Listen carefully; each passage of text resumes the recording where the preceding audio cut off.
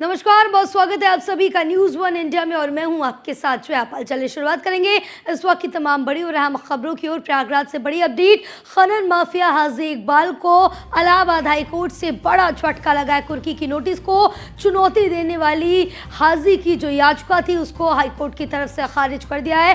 Allahabad high court ने खनन mafia हाजी की याचिका को खारिज किया है और कोर्ट द्वारा जारी नोटिस को भी रद्द करने की भी मांग की थी। हाजी इकबाल के खिलाफ कोर्ट ने 82 की नोटिस जारी की है, जहां सहारनपुर के मिर्जापुर थाने में हाजी इकबाल पर केस दर्ज है।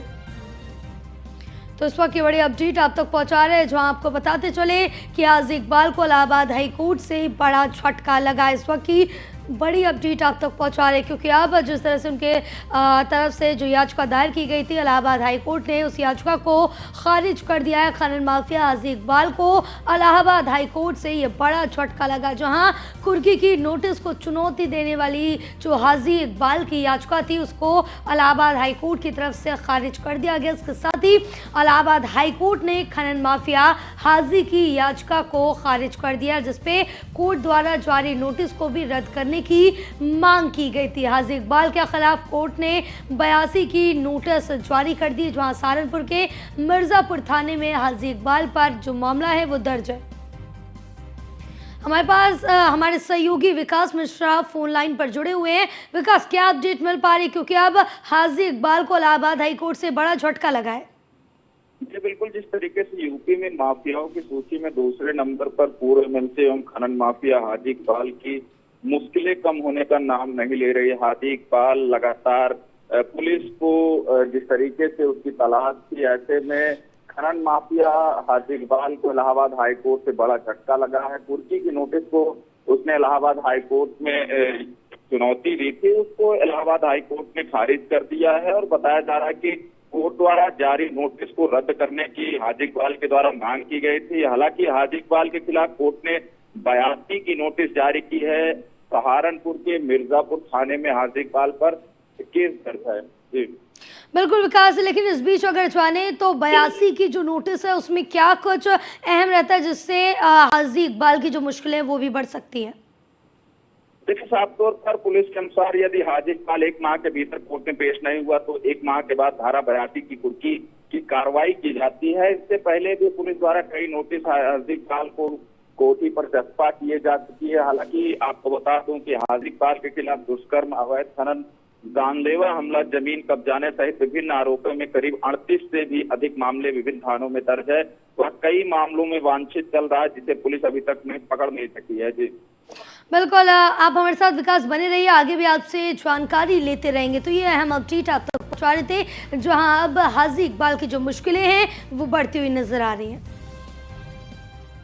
चलिए आगे बढ़ेंगे खबरों में। इस बीच एक और बड़ी अपडेट प्रयागराज से, जहां इलाहाबाद हाई कोर्ट में मुख्तार अंसारी की अर्जी पर सुनवाई आज होनी है। मुख्तार अंसारी ने हाई कोर्ट में दाखिल की है अर्जी। हत्या में मिली उम्र कैद की सजा पर अर्जी दाखिल की है। अवधेश राय की हत्या में उम्र कैद की सजा मिली, जो कांग्रेस नेता अजय राय के भाई हैं अवधेश राय। जस्टिस केजे ठाकर उमेश चंद शर्मा ने रिकॉर्ड तलब किया। याचिका में निचली अदालत के फैसले को चुनौती दी गई। इसके साथ ही सजा को रद्द किए जाने की अपील भी की गई। तो वहीं मुख्तार अंसारी के वकील उपेंद्र उपाध्याय अदालत में अपना पक्ष रखेंगे। इस वक्त की बड़ी अपडेट आप तक पहुंचा रहे हैं, जो आपको बताते चले कि मुख्तार अंसारी का जो मामला था उसको लेकर आज सुनवाई की जाएगी। तो ये बड़ी अपडेट आप तक पहुंचा रहे हैं प्रयागराज से, जहां इलाहाबाद हाई कोर्ट में मुख्तार अंसारी की अर्जी पर आज सुनवाई होनी है, क्योंकि उनकी तरफ से जो हाई कोर्ट में दाखिल ये अर्जी की गई थी, जिसमें कहा गया था कि हत्या में जो उम्र कैद मिली है उसके खिलाफ अर्जी दाखिल की थी। विकास हमारे साथ लगातार बने हुए हैं। विकास, क्या अपडेट मिल पा रही, क्योंकि अब मुख्तार अंसारी की जो मामला है जिस पर उन्होंने अर्जी दाखिल की थी उसको लेकर आज हाई कोर्ट में सुनवाई होनी है?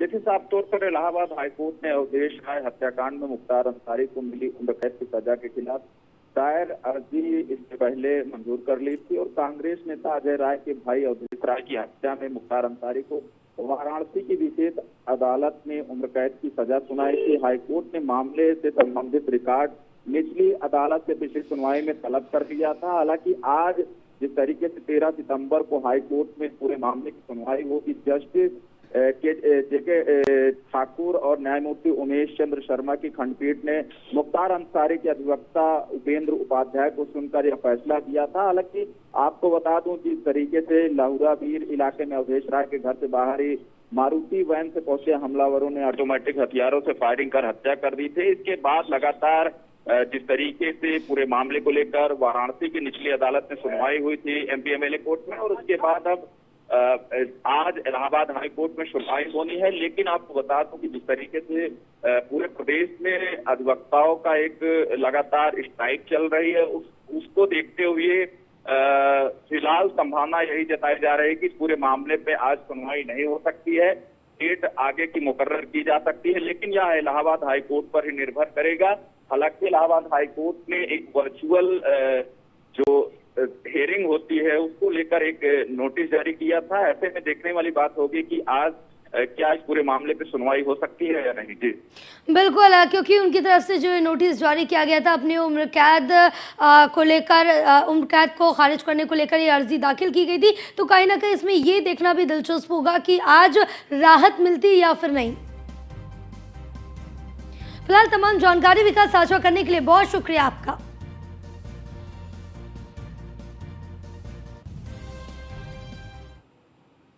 चलिए खबरों में आगे बढ़ेंगे। इस बीच एक और बड़ी अपडेट लखनऊ से, जहां उत्तर प्रदेश में इनकम टैक्स का बड़ा ऑपरेशन सपा नेता आजम खान के ठिकानों पर आईटी का ये छापेमारी की गई आईटी विभाग की तरफ से, और रामपुर, मेरठ, गाजियाबाद, सहारनपुर, सीतापुर में ये छापेमारी की जा रही है। आज सुबह से ही इनकम टैक्स की छापेमारी लगातार जारी है, और अल जोहर ट्रस्ट को लेकर जो आयकर विभाग है उनकी तरफ से ये छापेमारी की जा रही है। साथ ही आपको बताते चले जो मोहम्मद अली जोहर यूनिवर्सिटी ट्रस्ट है उसको लेकर ये छापेमारी की जा रही है, और साथ ही ये जो ट्रस्ट के खाते उनकी भी जांच की जा रही है। आजम खान के वकील के घर पर भी इनकम टैक्स का छापा जारी है। लखनऊ के कैसरबाग स्थित वकील के घर पर भी छापेमारी चल रही है। इस वक्त की बड़ी अपडेट आप तक पहुंचा रहे, जो आपको बताते चले कि आप जिस तरह से देखें कि आजम खान की जो मुश्किलें हैं वो बढ़ती हुई साफ तौर से नजर आ रही है। इसके साथ ही आपको बता दें कि रामपुर से कई बार विधायक रह चुके हैं, लगभग 10 बार विधायक रह चुके हैं, 2 बार सांसद रह चुके हैं आजम खान, और इनकी जो पत्नी है वो भी पूर्व विधायक रह चुकी हैं। तो ये बड़ी अपडेट आप तक पहुंचा रहे हैं, जहां आपको बताते चले कि आजम खान की कई ठिकानों पर अलग अलग जिलों में ये छापेमारी आयकर विभाग की तरफ से जारी है। इसके साथ साथ आपको बता दें कि आजम खान के करीबी हैं नसीर खान, उनके घर पे भी जो ये छापेमारी है वो जारी है। वो भी विधायक हैं जिसको लेकर, और करीबी भी माने जाते हैं आजम खान के, जिसके बाद उनके घर पे भी ये छापेमारी लगातार की जा रही। तो तमाम अगर बात की जाए आजम खान के ठिकानों की, उन सभी जगहों पर ये छापेमारी जारी। तो लखनऊ में कैसरबाग स्थित वकील के घर पे भी ये छापेमारी चल रही है, यानी कि कुल मिलाकर आजम खान के कुछ जो करीबी हैं उनके ठिकानों पर भी छापेमारी की जा रही है। लेकिन कहीं ना कहीं अब आजम खान की जो मुश्किलें हैं आगे भी बढ़ती हुई साफ तौर से नजर आएंगी। तो इस वक्त की बड़ी अपडेट आप तक पहुंचा रहे हैं, जहां ये पूरी जो छापेमारी है वो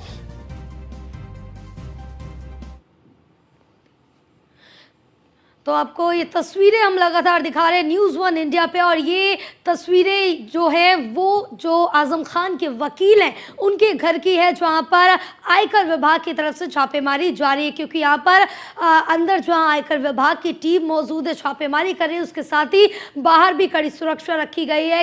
यहाँ पर केंद्रीय सुरक्षा की जो टीमें हैं, केंद्रीय सुरक्षा बल है, वो बाहर कड़ा पहरा दिए हुए हैं, और वहाँ पर सुरक्षा के भी पुख्ता इंतजाम सभी जगहों पर रखे गए। तो ये बड़ी अपडेट आप तक पहुंचा रहे हैं, जो आपको बताते चले कि जिस तरह से देखें कि आजम खान के सभी ठिकानों पर ये छापेमारी जारी है। रामपुर, मेरठ, गाजियाबाद, सहारनपुर, सीतापुर, लखनऊ, तो तमाम जहां जहां ठिकाने हैं आजम खान के, उन सभी जगहों पर ये छापेमारी की जा रही है। साथ ही लखनऊ में कैसरबाग स्थित वकील के घर पर भी छापेमारी देखने को मिल रही है, और तस्वीरें हम आपको लगातार दिखा रहे हैं न्यूज़ 1 इंडिया पे, क्योंकि जिस तरह से छापेमारी अंदर लगातार टीम की तरफ से जारी, तमाम यहाँ पर जो बैंक के कागजात हैं, डॉक्यूमेंट्स हैं, दस्तावेज हैं, बैंक खाते, उन सभी को आयकर विभाग खंगालते हुए नजर आ रही है। यहाँ पर सुबह से ही ये छापेमारी देखने को मिल रही है। आजम खान जो कि सपा नेता हैं, उनके घर पर ये छापेमारी की जा रही है। तो ये बड़ी अपडेट आप तक पहुंचा रहे हैं, क्योंकि अब जो इस तरह से देखा जाए कि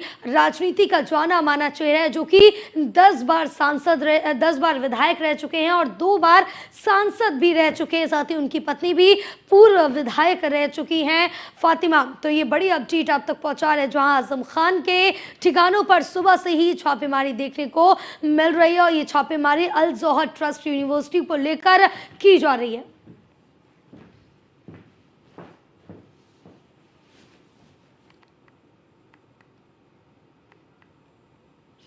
तो हमारे साथ हमारे सहयोगी लगातार बने हुए हर एक अपडेट के लिए अतुल शर्मा हमारे साथ मेरठ से जुड़े हुए हैं, साथ ही एसके वाजपेयी लखनऊ से हैं और जितेंद्र गौतम गाजियाबाद से जुड़े हुए हैं। सबसे पहले हम यहाँ पर अतुल से जानेंगे। अतुल, क्या अपडेट मिल पा रही है मेरठ से, क्योंकि तमाम ठिकानों पर आजम खान की ये छापेमारी देखने को मिल रही है सुबह से?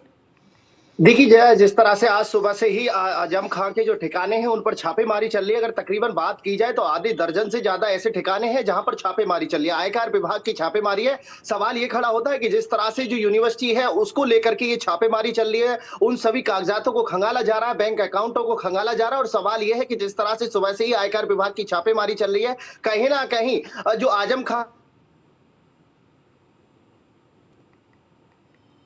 जा सकता है कि जिस तरह से आजम खान की जो मुश्किलें हैं वो इस वक्त बढ़ती हुई नजर आ रही है। सभी जगहों पर छापेमारी चल रही है।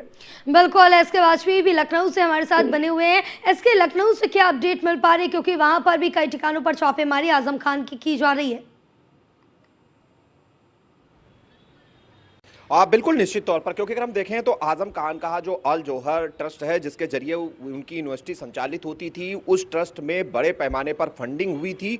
उस फंडिंग को लेकर चूंकि उत्तर प्रदेश सरकार में भी, जब तत्कालीन जो उत्तर प्रदेश की सरकार थी उसकी तरफ से भी एक बड़ा बजट उत्तर प्रदेश के अल जौहर ट्रस्ट को दिया गया था। हालांकि इस पूरे मामले को लेकर कई चीजें निकलकर सामने आई थी। बड़े पैमाने पर वित्तीय अनियमितताएं थी, जो पैसों का लेन देन था वो गलत तरीके से किया गया था। ये बहुत सारी शिकायतें पहले से ही आयकर के पास थी। हालांकि इसके पहले ही अगर आपने देखा होगा तो ईडी और साथ ही साथ जो उत्तर प्रदेश पुलिस की कई एजेंसियां हैं वो अलग अलग पूरे मामले को लेकर जांच कर रही हैं।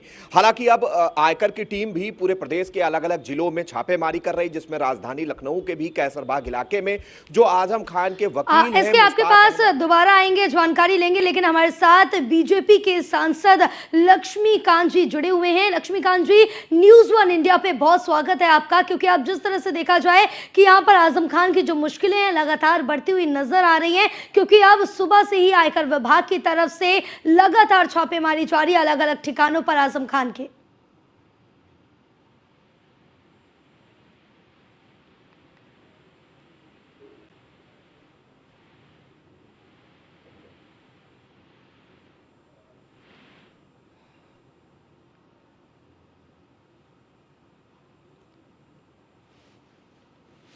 चलिए दोबारा से संपर्क साधेंगे और तमाम जानकारी जुटाएंगे। हमारे साथ हमारे सहयोगी लगातार बने हुए हैं। जितेंद्र, क्योंकि अब जिस तरह से देखें कि छापेमारी सुबह से ही जारी है और साथ ही ये भी बताया जा रहा है कि जो आजम खान के करीबी हैं, जैसे कि उनके जो वकील हैं या फिर एक और विधायक है जो उनके करीबी है नसीर खान, उनके यहाँ पे भी छापेमारी देखने को मिल रही है।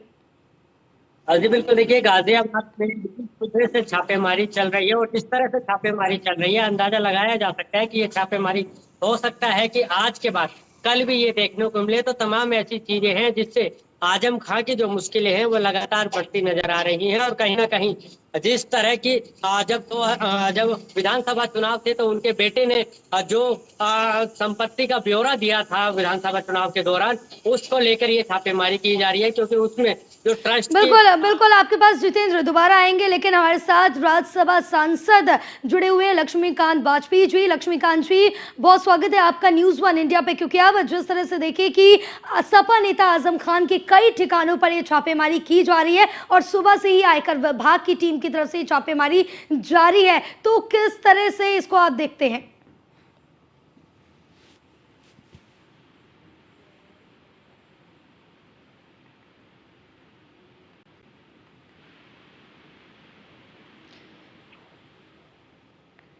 लक्ष्मीकांत जी, आप तक हमारी आवाज पहुंच रही है?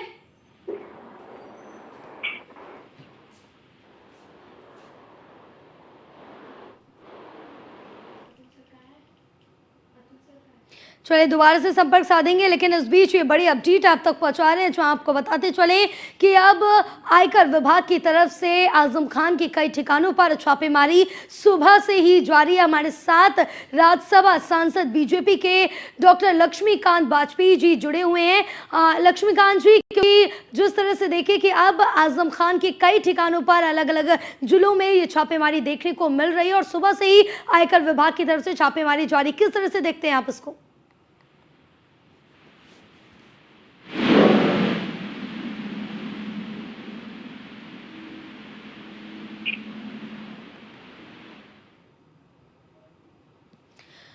चलिए हमारा संपर्क नहीं हो पा रहा है, लेकिन आपको एक एक अपडेट बता रहे हैं, जो आपको बता दें कि आजम खान के वकील के घर पे भी, उनके ठिकाने पर भी छापेमारी जारी। इसके साथ ही आपको बता दें कि प्रदेश में ये इनकम टैक्स का बड़ा ऑपरेशन देखने को मिला है, जहां सपा नेता आजम खान के कई ठिकानों पर आयकर विभाग की तरफ से छापेमारी लगातार जारी, जहाँ रामपुर, मेरठ, गाजियाबाद, सहारनपुर, सीतापुर में रेड जारी है।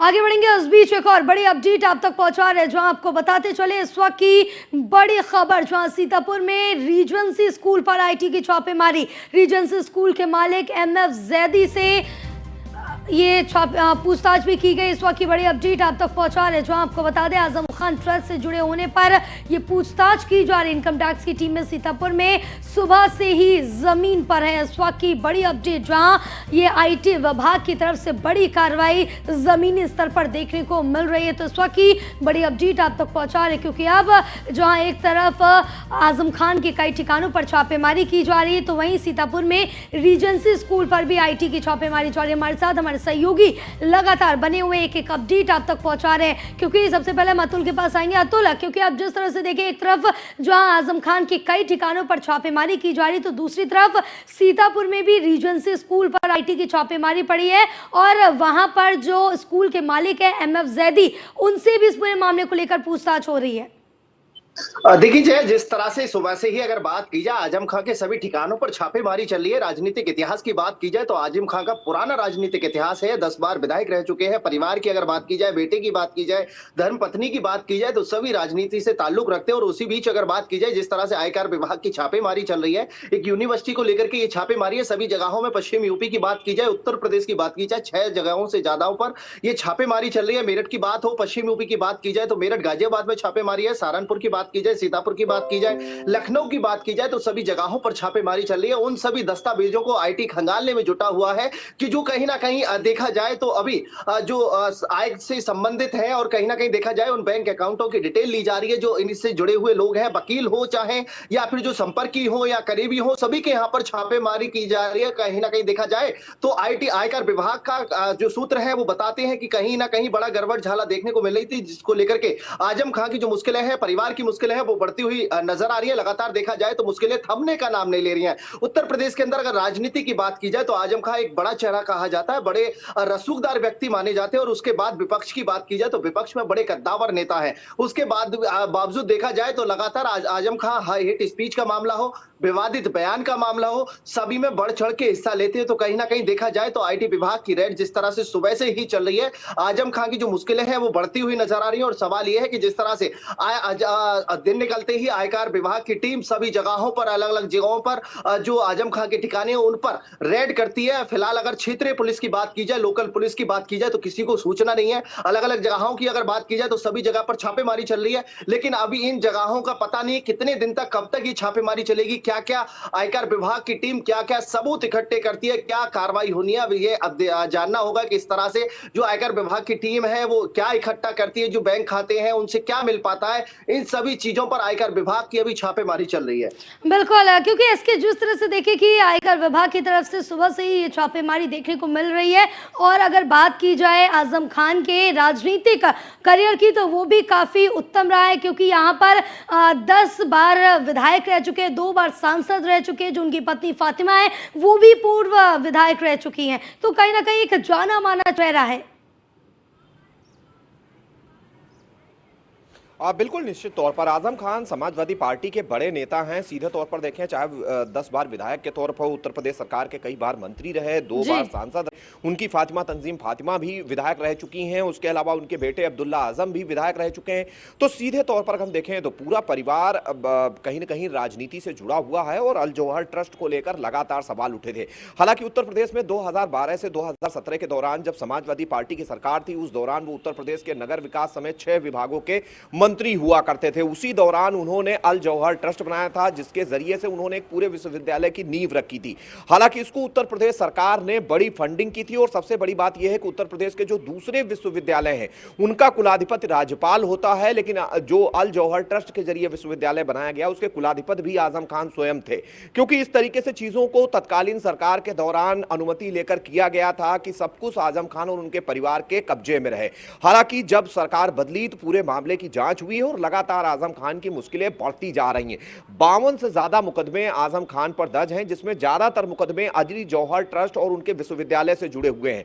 तो सीधे तौर पर चाहे जमीन कब्जाने को लेकर मामला रहा हो या विश्वविद्यालय के पुस्तकालय में दूसरे पुस्तकालयों से जबरन पुस्तकें उठाकर लाने का मामला रहा हो, गलत तरीके से फंडिंग कराकर विश्वविद्यालय को आगे बढ़ाने का मामला रहा हो, ऐसे बहुत सारे उनके ऊपर आरोप हैं। बड़ी फंडिंग और साथ ही साथ वित्तीय जो लेन देन है उसमें बड़े पैमाने पर अनियमितताओं की शिकायत आजम खान की पहले भी रही हो, जिसको लेकर कई मुकदमे भी आजम खान पर चल रहे हैं। तो सीधे तौर पर आज की छापेमारी कहीं न कहीं उससे रिलेटेड है, क्योंकि उनके अलग अलग जो करीबी हैं, अलग अलग शहरों में रहते हैं, उन सभी के घरों पर छापेमारी की जा रही। सीधे तौर पर इनकम टैक्स के पास जो इनपुट्स हैं उन इनपुट्स के आधार पर यह छापेमारी हो रही है और ये देखना काफी महत्वपूर्ण होगा कि इस पूरी छापेमारी के बाद क्या कुछ निकलकर सामने आता है। बिल्कुल, ये देखना काफी ज्यादा दिलचस्प होगा कि राहत मिलेगी आजम खान को या नहीं मिलेगी। जितेंद्र, क्योंकि अब जिस तरह से देखें कि आजम खान पर एक तरफ मुश्किल बढ़ती जा रही, जहां उनके कई ठिकानों पर छापेमारी चल रही है, तो दूसरी तरफ सीतापुर में रीजेंसी स्कूल के जो मालिक है MF जैदी, उनसे भी लगातार पूछताछ हो रही है, क्योंकि आजम खान ट्रस्ट से जुड़े होने को लेकर ये पूरी पूछताछ की जा रही है। जी बिल्कुल, देखिए गाजियाबाद में भी कुछ इसी तरह की जो छापेमारी है वो चल रही है और जिस तरह से गाजियाबाद में आजम खान के जो करीबी है उन पर ये पूछताछ लगातार चल रही है और जिस तरह से ये चल रही है अंदाजा लगाया जा सकता है आज शाम या फिर कल तक ये खत्म हो गया। और कुल मिलाकर कहा जा सकता है कि अब आजम खान के 2024 के चुनाव से पहले मुश्किलें लगातार बढ़ती जा रही है और पूरा जो मामला है आजम खान के बेटे को लेकर भी माना जा रहा है, क्योंकि जिस तरह से उन्होंने अपना आयकर विभाग को अपनी संपत्ति का ब्यौरा दिया था चुनाव के दौरान, उसमें भी गड़बड़ियां मिली हैं और उसके बाद अब जो है लगातार ये छापेमारी चल रही है पश्चिम उत्तर प्रदेश में, चाहे गाजियाबाद हो जाए चाहे मेरठ हो जाए। इसके अलावा दूसरे राज्य की बात करें तो MP में भी कई ठिकानों पर छापेमारी चल रही है और वही गाजियाबाद में भी देखने को मिल रहा है। बिल्कुल, क्योंकि अतुल जिस तरह से देखें यहाँ पर आजम खान के जो भी करीबी, चाहे वो विधायक नसीर खान हो या फिर वकील हो या फिर उनकी पत्नी हो, तो ये जितने भी जुड़े लोग हैं उनसे या फिर और भी किसी के नाम अभी सामने आ सकते हैं और उनके भी ठिकानों पर छापेमारी की जा सकती है। देखिए जय, जिस तरह से छापेमारी चली उत्तर प्रदेश के अंदर 6 जगहों पर छापेमारी, और सवाल यह है कि जिस तरह से जो नजदीकी हैं, करीबी हैं, उन सबके यहाँ पर छापेमारी चली है, चाहे वकील हो या फिर सहयोगी हो या फिर उनसे संपर्क की लोग हैं। कहीं ना कहीं आजम खान के अगर रसूखों की बात की जाए, देखिए रसूख बहुत मजबूत है, राजनीतिक इतिहास की बात की जाए तो लंबा राजनीतिक सफर रहा है आजम खान का, और उसी के साथ साथ विपक्ष सरकार की बात की जाए, सपा सरकार की बात की जाए तो कद्दावर मंत्री रहे हैं। उसी के चलते कहीं ना कहीं आयकर विभाग की टीम को जो सूत्र मिले हैं उन सूत्रों पर काम किया जा रहा है। 6 जगहों पर छापेमारी की जा रही है। देखना यह होगा कि जिस तरह से आजम खान के ठिकानों पर छापेमारी चल रही है, क्या मिलता है और क्या कार्रवाई होती है। लगातार देखा जाए 24 चुनाव नजदीक है और चुनाव से पहले आयकर विभाग की छापेमारी एक बड़ा सवाल खड़ा करती है कि जिस तरह से 24 चुनाव नजदीक है, आजम खान की सदस्यता रद्द हो चुकी है, उसके बाद देखा जाए तो कहीं ना कहीं अब 24 के चुनाव के लिए आजम खान कहीं ना कहीं सुलबुलाहट करते हुए नजर आ रहे थे। आयकर विभाग को सूत्र मिलते हैं, कहीं ना कहीं इनपुट मिलते हुए नजर आते हैं, जिनके बाद ये छापेमारी की जाती है। और अब देखना यह होगा कि शाम तक ये छापेमारी चलती है या फिर और जो स्थान है और जिलों में भी जो आजम खान के सपोर्टर हैं,